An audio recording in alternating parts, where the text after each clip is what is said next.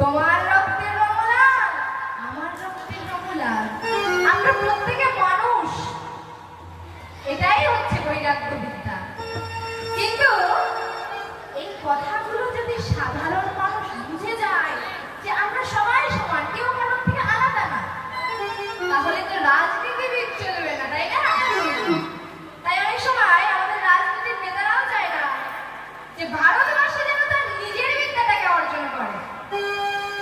তাই ইংরেজরা তো চায়নি, তাই তারা তাদের শেখানো শিক্ষা ব্যবস্থা আমাদের শিখিয়ে দিয়ে গেছে।